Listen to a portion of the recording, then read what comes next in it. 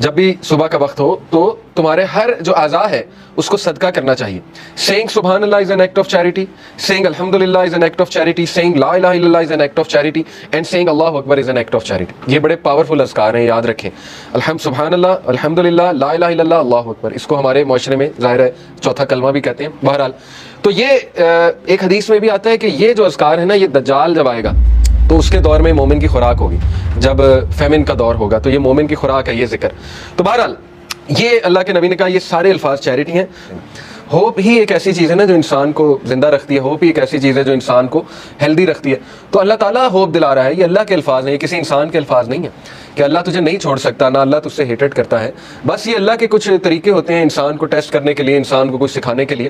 اور پھر اللہ نے وعدہ کیا وَلَلْآخِرَةُ خَيْرٌ لَكَ مِنَ الْأُولَىٰ, کہ اے نبی یہ دنیا تو ہے ہی آپ کے لیے بہت بہتر, لیکن یہ کہ آخرت اس سے بھی بہتر ہوگی آپ کے لیے. تو اس دنیا کے جو غم ہیں, اس دنیا میں جو ٹیسٹ اینڈ ٹرائلز ہیں, وہ کہیں آپ لوگوں کو اس غم میں نہ ڈال دیں کہ میری زندگی میں اتنے پرابلمس کیوں ہیں, کیونکہ یہ دنیا کی زندگی تو ہے ہی بہت ٹیمپرری.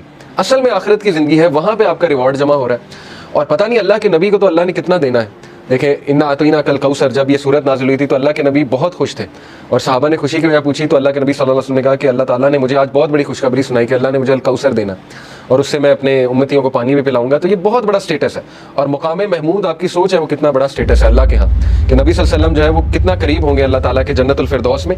تو اس لیے مومن کے لیے دیر از آلویز ہوپ. اگر زندگی میں کوئی کمی رہ جاتی ہے, کچھ مل جاتا ہے کچھ نہیں مل جاتا ہے, تو مومن کبھی بھی ہوپ لیس نہ ہو. رسول اللہ صلی اللہ علیہ وسلم کے حوالے سے میں آپ کو ایک زبردست واقعہ ترمذی کا ہے. It is recorded by Imam Ahmad bin Hanbal that Abdullah bin Mas'ud said the messenger of Allah was lying down on a straw mat and it left marks on his side. چٹائی پہ جیسے ہم لیٹتے ہیں نا تو کچھ نشانات پڑ جاتے ہیں, تو اللہ کے نبی صلی اللہ علیہ وسلم کے یہاں کچھ نشانات پڑ گئے اس میٹ کے. Then when he woke up he began to rub his side. So I said, عبداللہ بن مسعود نے کہا, یا رسول اللہ will you allow us to spread something soft over this straw mat. اللہ کے نبی اگر آپ حکم کریں تو یہاں پہ میں کچھ سافٹ بچھا دوں. اب وہ ظاہر کیئر کرتے تھے صحابہ اللہ کے نبی کی. He said, I have nothing to do with this world. میرا اس دنیا سے کیا لینا دینا. The parable of me and this world is like a rider who rests in the shade of a tree, then he passes on and leaves it.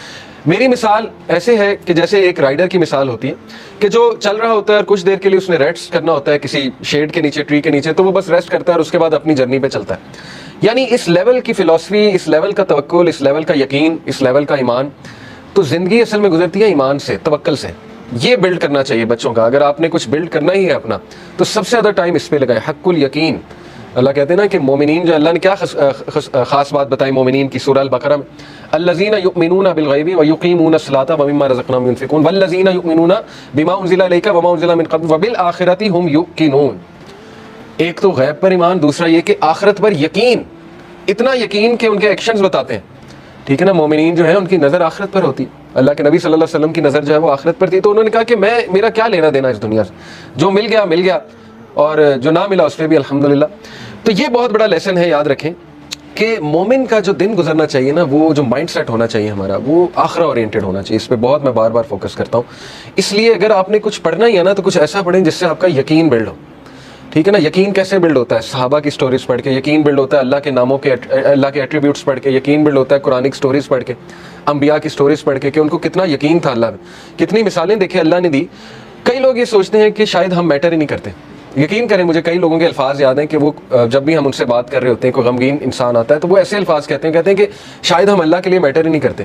اس پورے نظام میں اللہ کو پتہ نہیں خبر ہے ہماری کہ نہیں ہے. یہ اصل میں دیزم کا عقیدہ نا, کرسچنس میں ایک برانچ ہے دیزم, ان کا عقیدہ ہے کہ اللہ نے کائنات بنائی اور چھوڑ دی. تو یہ تو کفر ہے نا. اللہ تعالیٰ کا تو ایٹریبیوٹ ہے اللطیف.